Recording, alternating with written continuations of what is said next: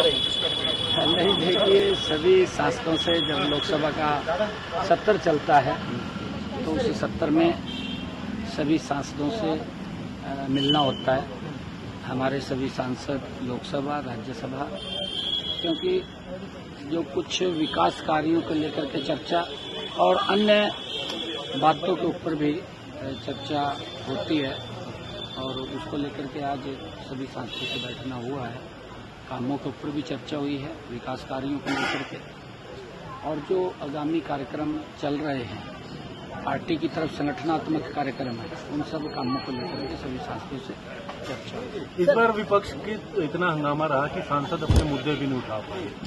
आप किस तरीके से मानते हो? संसद का सत्र का अंतिम दौर में, लेकिन सांसदों को इस बार बोलने का ज्यादा मौका मिला नहीं है विपक्ष के हंगामे की तरफ। दरअसल दुर्भाग्यपूर्ण है, कांग्रेस के पास मुद्दा नहीं बचा है और कांग्रेस प्राय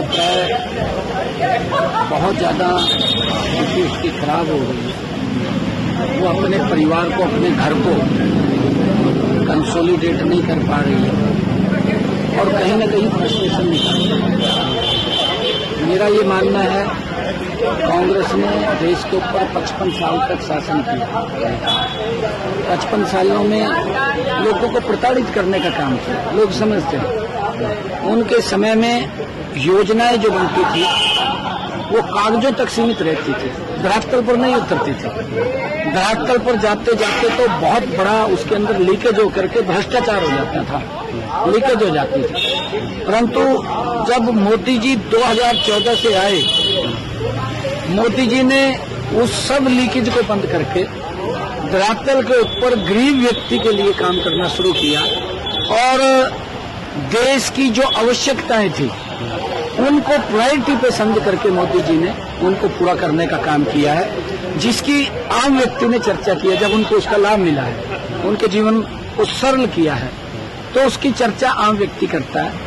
तो ये इस प्रकार के अनाप शनाप अब इनके कुछ रहा तो है नहीं है, क्योंकि देखते हैं इनके समय में घोटाले होते थे। लोग लाइन में लग करके चाहे गैस का सिलेंडर लेना हो या कोई अन्य योजना थी, उस योजना का लाभ उन तक नहीं पहुंचता था। परंतु मोदी जी ने हर व्यक्ति तक एक योजनाबद्ध तरीके से लाभ पहुंचाया और उसका परिणाम है कि लोग मोदी जी के साथ देश के खड़े हैं। और कांग्रेस और जो इंडी गठबंधन है, क्योंकि इनकी एक थ्योरी है फूट डालो और राज करो, ये कांग्रेस की नीति रही है।